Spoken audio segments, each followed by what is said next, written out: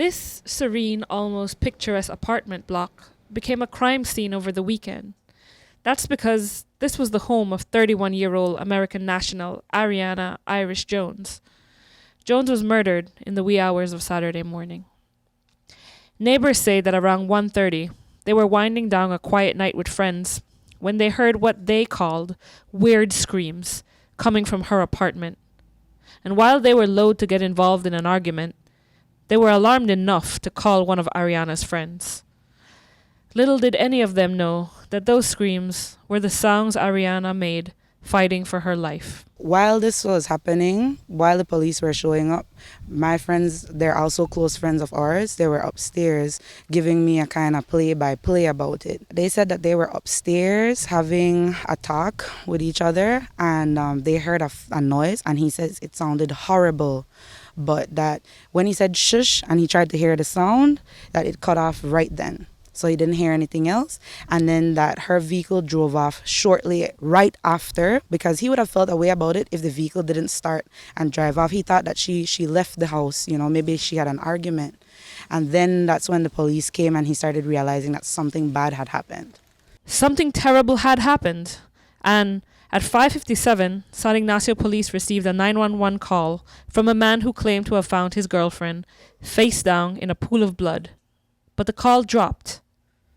Minutes later, the same man walked into the San Ignacio police station to report Ariana Jones's murder.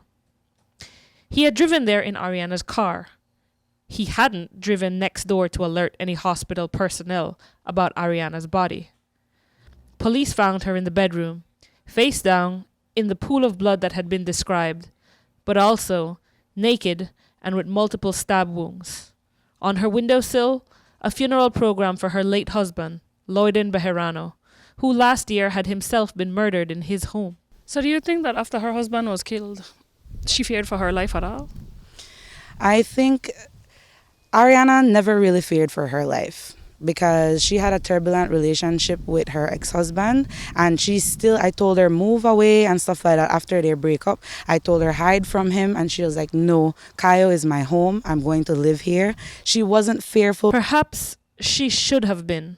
This new guy is just somebody who was there filling the void at that time. It was just some new guy there, and that's what everybody says. Everybody calls him the new guy because nobody knew about him much, But she was smart, and she did tell her mom about him, because when I spoke to her mom, she asked me, do I know if it's the Ladyville guy? And that's how things starting to come together. It has, who else, And if there were any doubts, they have since been resolved. Police say that on Saturday, Moody was seen suffering from a cut wound to his little left finger. But that wasn't all. Blood was seen on his ears and in his hair. And even worse, his bloody clothes were found discarded near the body.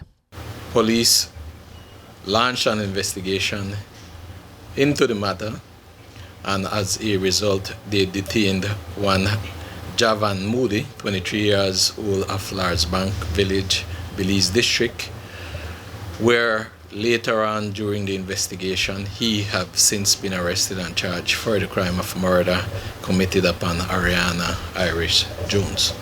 Many say that the self-proclaimed Cayo gal, cruelly cut off in the prime of her life, was open-minded, fun-loving, and always in search of the next adventure. Ariana was somebody who came to Belize and made Belize her home. She always wanted to rent and be around the locals. She never wanted to go to the quote-unquote white people bars. She wanted to be with us. Ariana knows the mix-up. She knows knock-knock. She knows Sue just like we do. She took a lot of joy in inviting her foreign friends to Belize and taking them to Pine Ridge, to the river in Bullet Tree, where she spent a lot of her days. She built a house in Bullet Tree. She worked hard on that land by herself, manual labor, clearing the land to put her house on it. She worked half the time in the States and lived here half the time. And yesterday, in Ariana's hometown of Lopez Island, Washington, a memorial where dozens of community members gathered to honor one of their own. Charisse Halsall, 7 News.